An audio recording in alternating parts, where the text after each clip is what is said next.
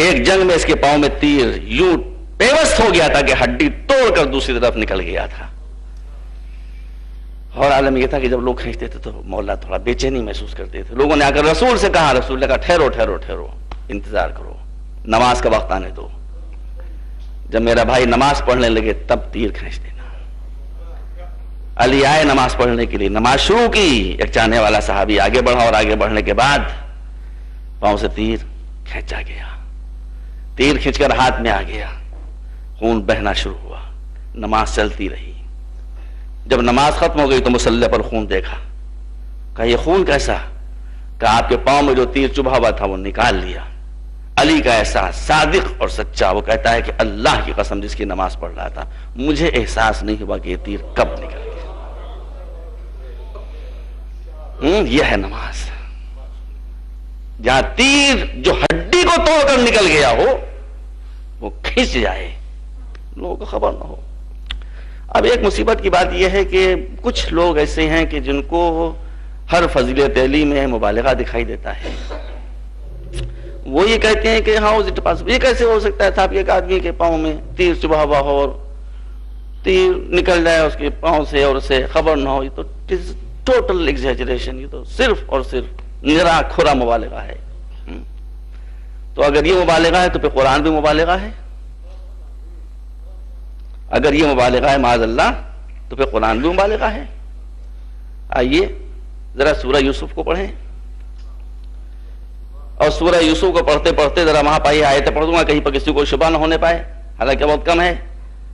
آئیے اس منزل پر کہ جب مصر کے قرآن کہتا ہے قرآن مجید کے جب مصر کے سرداروں کی عورتوں نے جناب زلیخا پر تانا زنی شروع کی کہ یہ کیا ہو گیا ہے کہ ملکہ وقت کوئن اور ایک سلیو, ایک غلام پر عاشق اور فدا ہے, تو دکھے ہوئے دل پر چوٹ لگی. قرآن کہتا ہے کہ ان عورتوں کو جمع کیا, تکیے فراہم کر دیے کہ آرام سے ٹیک لگا کر بیٹھو. یہ سب قرآن ہے. اور ہر ایک کے ہاتھ میں چھری دے دی اور پھل دے دی. اور یوسف لباس غلامی میں پردے کے اندر موجود. آج بھی ایک یوسف حجاب غیب میں ہے. وہ یوسف لباس غلامی میں پردہ غیب, یہ سب قرآن ہے موجود. عورتوں سے کہا بسم اللہ, پھل کاٹنا شروع کرو. عورتوں نے چھری اٹھائی, پھل کاٹنے کا ارادہ کر رہی تھی کہ زلیخا نے یوسف سے کہا آؤ ان کے سامنے سے گزرتے چلے جاؤ ذرا. اب قرآن مجید کہتا ہے کہ جب یوسف ان عورتوں کے سامنے سے گزرنا شروع ہوئے جو پھل کاٹنے کا ارادہ کر رہی تھیں, اب یہاں پہ آیت پڑھ دوں تو ارشاد ہوتا ہے کہ فَقَطَّعْنَا أَيْدِيَهُنَّ, پھل کٹنے کے بجائے چھری ہاتھوں پر چلتی چلی گئی, ہاتھوں کی خاشیں اڑ گئیں, خون بہنے لگا. اور وہ عورتیں جمال یوسف دیکھنے میں ایسا محو ہوئی کہ ہاتھ کٹتے چلے گئے, ان کو خبر نہ ہوئی. اس کا مطلب ہے کہ قرآن مجید بتاتا ہے کہ کبھی کبھی جمال مجازی میں یہ نوبت آتی ہے کہ ہاتھ کٹتے ہیں خبر نہیں ہوتی. علی کے سامنے تو جمال حقیقت تھا, اگر تیر نکل گیا اور خبر نہ ہوئی تو حیرت ہی کون سی بات ہے. ایک مرتبہ صلوات بھیجیں آپ.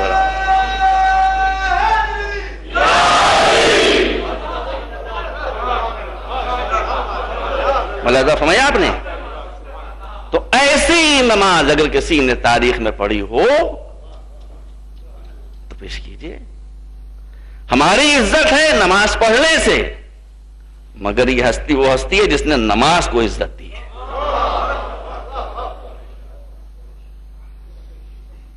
جس نے نماز کو عزت دی ہے, یہ ہے وہ شخصیت اور یہ ہے وہ ذات گرامی. میں کبھی مبالغے کے روضوں تک نہیں جاتا ہوں, بہت محتاط انداز میں گفتگو کیا کرتا ہوں. اگر نمازوں کو علی نے عزت نہ دی ہوتی تو ذکر علی عبادت قرار نہ پاتا. مگر جب رسول فرماتے ہیں کہ اللہ کا ذکر کرو یہ بھی عبادت, علی کا ذکر کرو یہ بھی عبادت, تو اس انداز کی کوئی شخصیت ہو تو آپ میرے سامنے لائیے.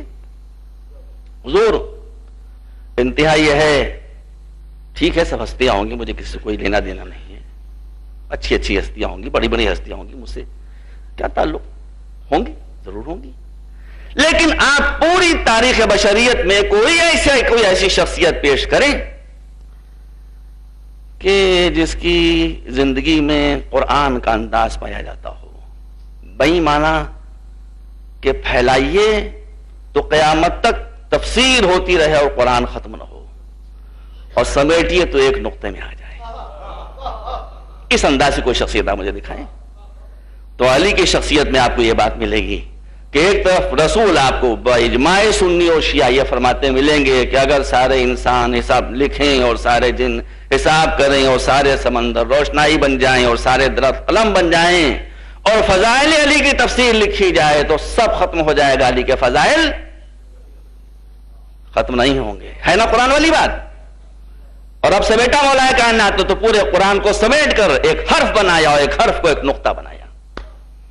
اور یہاں بھی صورتحال یہی ہے کہ پھیلائیے تو علی کے فضائل اتنے پھیلیں اور سمیٹیے تو ایک جملے میں پوری فضیلت علی سمٹ کر آ جائے کہ علی اس شخصیت کا نام ہے کہ جس کی ابتدا بھی سجدے سے، جس کی انتہا بھی سجدے پر،